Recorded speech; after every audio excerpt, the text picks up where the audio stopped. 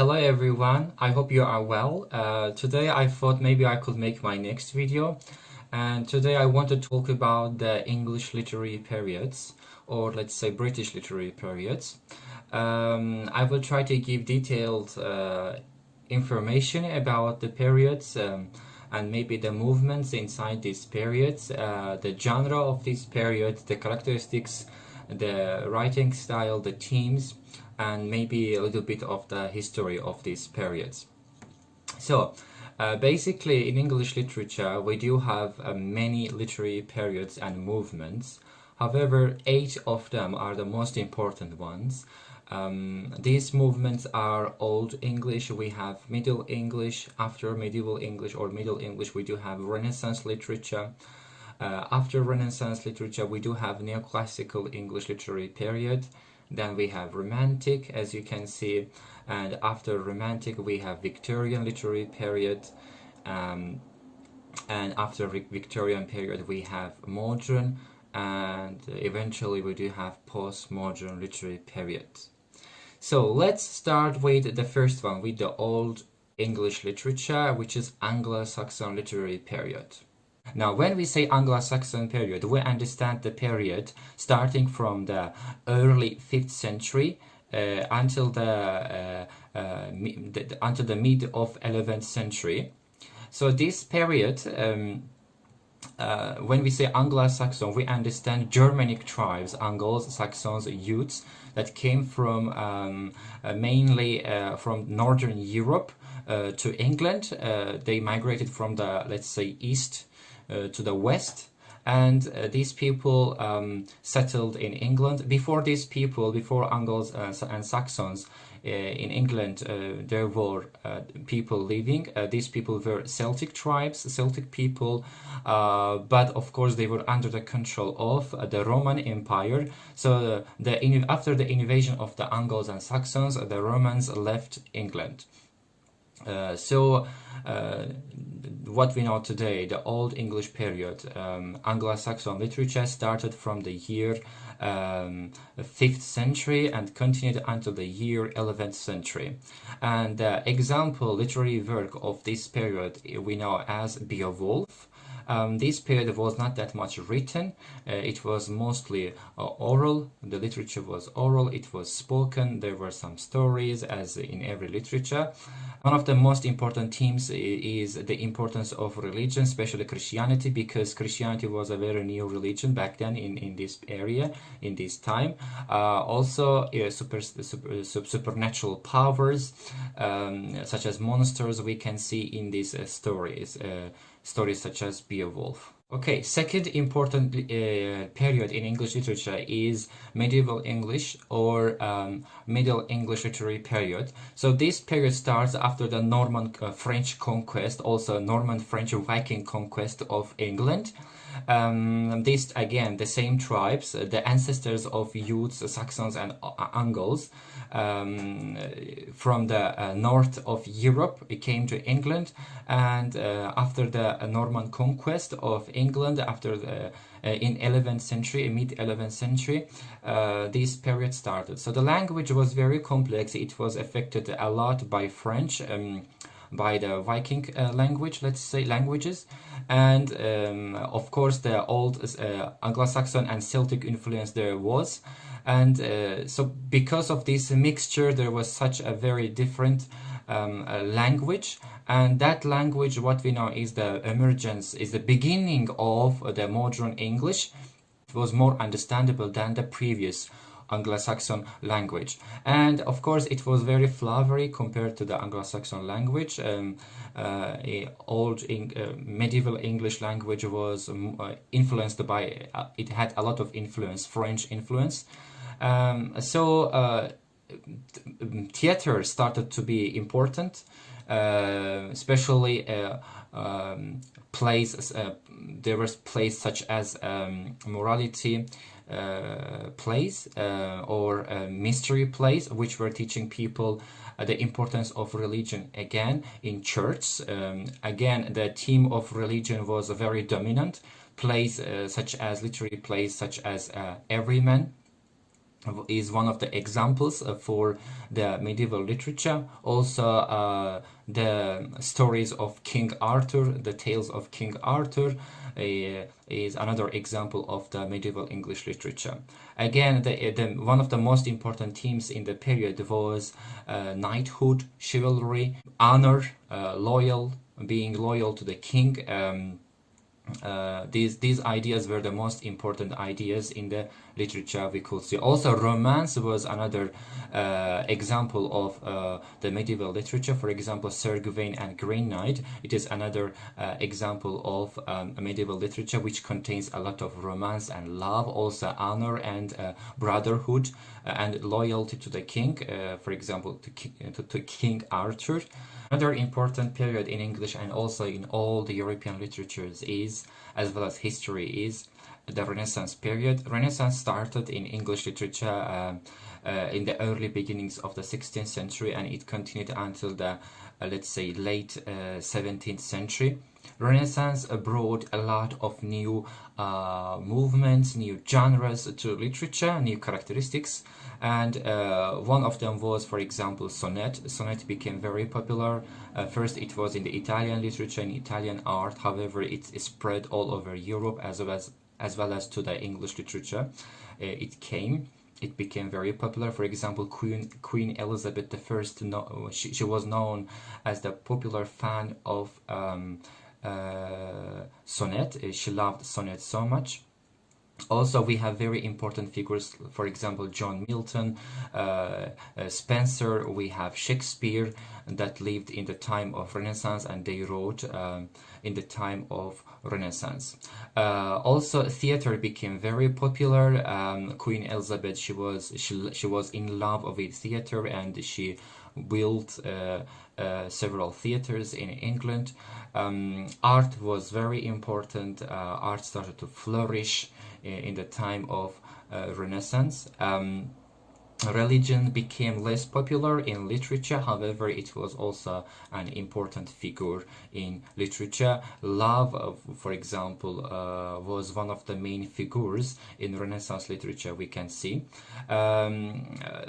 Another important thing that we have to talk about in the Renaissance period of English literature is the Civil War. That because of the Civil War that happened in the 17th century, in the early 17th century, English literature affected a lot for a period of time because of the Puritan ideology. There was no literature, there was no theater, there was no art. And of course, this Civil War period affected the English literature a lot. And because of the Civil War, as there was no literature, for some time the literature became very dull, became very uninteresting, and new movements such as comedy of manners came out. Okay, everyone, the next literary period we know is the Neoclassical Period. Neoclassical Period was so different than the previous periods because in the previous periods, for example, in Renaissance, we see that people talk about love, people talk about beautiful things, people talk about art, but in Neoclassical Period, it was so different. They were mostly talking about the importance of knowledge, importance of logic, importance of learning. And they were thinking that it was very important to refer to the ancients. When we say ancients, we understand the ancient Roman literature, the ancient Roman philosophy, as well as Greek philosophy and Greek literature. They were thinking that the writers of the poets and the writers of the neoclassical age were thinking that it was very important to refer to the ancients, and without referring to the ancient, without studying the ancient literature, ancient philosophy, they were thinking it would not be possible to write a good literary work. They were thinking that every literary work had to have a certain idea to teach people about something. It could be about the religion, it could be about logic, it could be about science. For example, they show geographical expansions in their literary works. They talk about science in their literary works. Also, this period, the Neoclassical Period, is known as Augustan Age or Restoration period. Now, when we say Augustan age, earlier I mentioned that the writers of a neoclassical age, the poets of neoclassical age, they were thinking that it was very important to refer to study the ancient literature. Now, when we say the ancient literature, we talk about the Augustan literature of the Roman Empire, the Roman times. About restoration, we understand, when we say restoration, we understand the restoration of monarchy, because during the Civil War, England was controlled by the Britons, by Oliver Cromwell, but after him, again, the monarchy was restored. So the literature after monarchy was restored is known as the Restoration literature. Okay, so that is that about the neoclassical age, neoclassical literature. Alright everyone, the next period in English literature is the Romantic period. The Romantic period, or Romanticism, is the totally opposite of the neoclassical age, because in the neoclassical age they were talking about only logic. They were saying that literature was written because it was important to teach people some certain issues, some certain let's say science, it could be religion and more. But in the Romantic period it is totally different. In the Romantic age people were thinking about emotions and feelings and let's say desires. Romantic literature was, when we say romantic literature, we understand actually love. However, it is a bit different. When we say romantic literature, we understand love for nature. So they were showing, of course, in the literary works, we see traditional characters, we see love, but to express this love, they use natural symbols, natural elements. For example, trees, forest, birds, flowers, sea, sky, and more and more. So the nature was the central idea, central theme of romantic literature, of the Romantic period.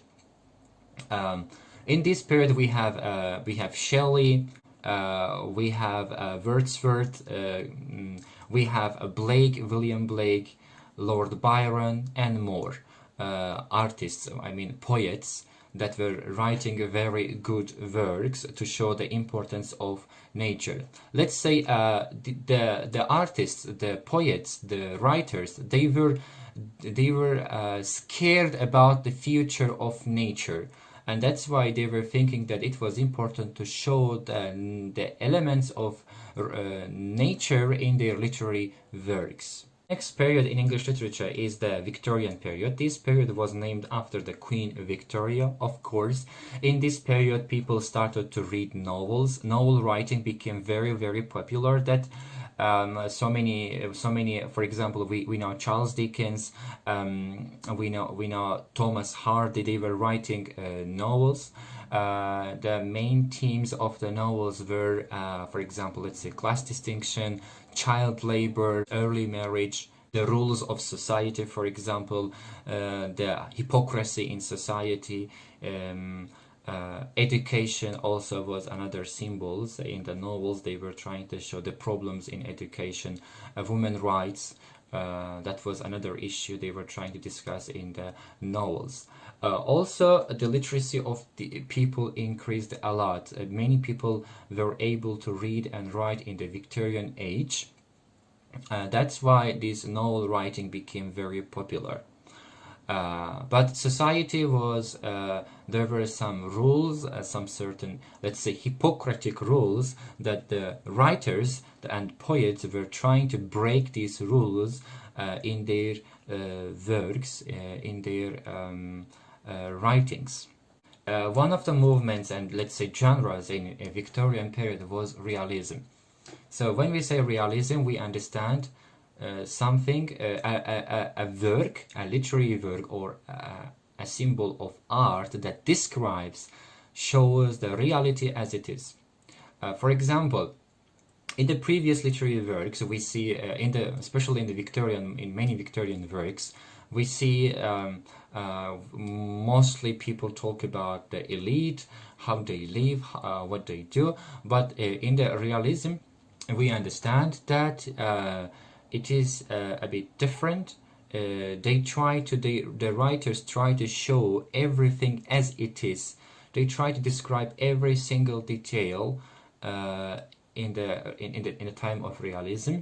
Okay, so after Victorian and realist literature, we have a modern literature. It started in the early beginnings of the 20th century, and it continued until the, let's say, mid of 20th century. After the Second World War, it ended.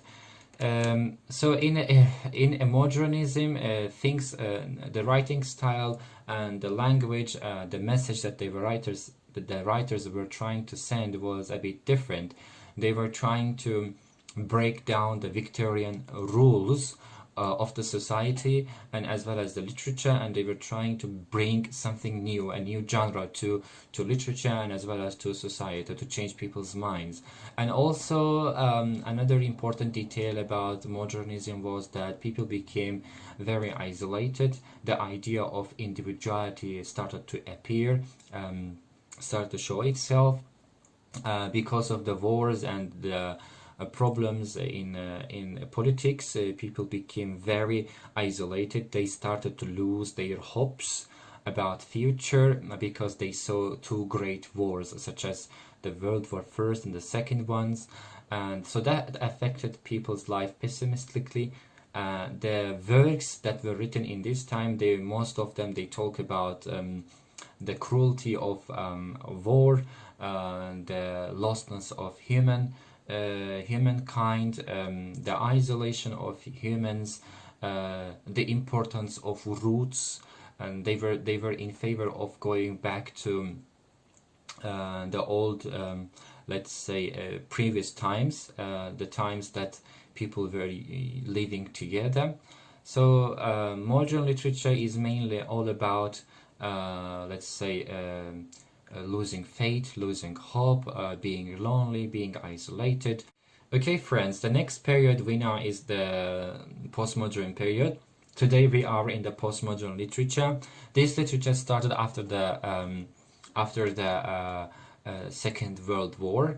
Postmodern literature is the continuousness of the modern literature. However, it contains the elements of modernism, realism, as well as to some extent romanticism. When we say postmodern literature, we understand a very, very complex genre, because in postmodern, the writers try to use so many different techniques and methods. For example, intertextuality, they try to refer to previous works, previous writers. They use metafiction, for example. At one moment, at one point, the writer or the poet tells you that, sends you a message that, hey, you are actually reading something. You are, I am the one who controls this work. So the writers send you message while you are reading, to make you aware that this is a literary work, this is fiction, and it is not based on reality. They want to make you aware. So that is the elements of postmodern literature. Also, in postmodern literature, we have contemporary literature. It is part of postmodern literature. When we say contemporary literature, we understand the literary works that describe the problems of today, right now. For example, they describe the problems of right now, at this moment. However, we can see contemporary literature starts after, let's say, again, it starts almost at the same time with postmodernism, after the Second World War. However, let's say that works that were written in 1950s, 1960s, 1970s, if they still carry the same ideology, that the same problems, same issues today, so these works are postmodern works, and as well as they are contemporary works. So contemporary literature is a part of postmodern literature, and contemporary literature discuss the issues that we face right now. Any literary work could be written 20 years ago, but if this literary work contains the problems of today's, still the same problems, then it is a contemporary literary work as well as postmodern literary work. Okay, everyone, I hope that this video was useful for you. I hope that you learned something from this video. If you have any questions, you might write them in the comment section below. If you need any help, I will be very happy to help you. If you like this video and if you subscribe to the channel, I will be very happy. Thank you for watching. Have a beautiful day and bye bye. See you. Ciao.